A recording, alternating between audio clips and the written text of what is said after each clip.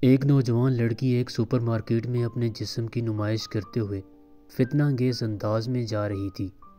اس کے اندر ایسی خودنمائی اور خود ستائی تھی جیسے دنیا اسی کی وجہ سے پیدا کی گئی ہو۔ وہاں سے ایک نیک اور صالح نوجوان گزر رہا تھا۔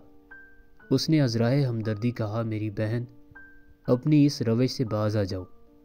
اگر اسی حالت میں ملک الموت یعنی موت کا فرشتہ تمہارے پاس آ پہنچا تو اللہ کو کیا جواب دو گی؟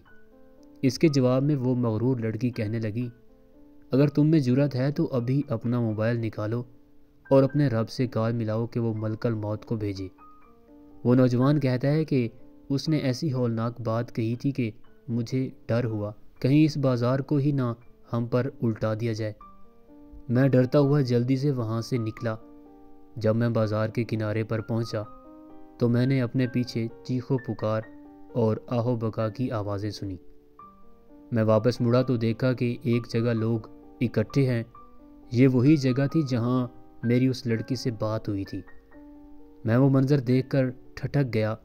وہ لڑکی ٹھیک اسی جگہ پر مردہ حالت میں پڑی تھی جہاں اس نے ملک الموت کو بلانے کا چیلنج کیا تھا۔ میں تو اس چیلنج کے بعد فوراً وہاں سے نکل گیا تھا، لیکن لڑکی اسی وقت منہ کے بل گری اور دم توڑ دیا کیونکہ ملک الموت آ پہنچا تھا۔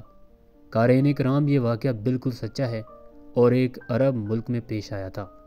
اس واقعے کو قریباً 12-15 سال گزرے ہوں گے جب یہ رونما ہوا تو اس کی بعض گشت مقامی اخبارات اور مجالس میں سنائی دی تھی۔ بعض اوقات انسان تکبر اور جوانی کے نشے میں یا دولت و اقتدار کے گھمنڈ میں بے حد غلط باتیں منہ سے نکال دیتا ہے۔ اسے معلوم نہیں ہوتا کہ عین ممکن ہے وہ قبولیت دعائے وقت ہو اور اس کے الفاظ پر رب کی طرف سے پکڑ بھی ممکن ہے۔ اس لیے ہمیشہ منہ سے اچھی بات نکالنی چاہیے۔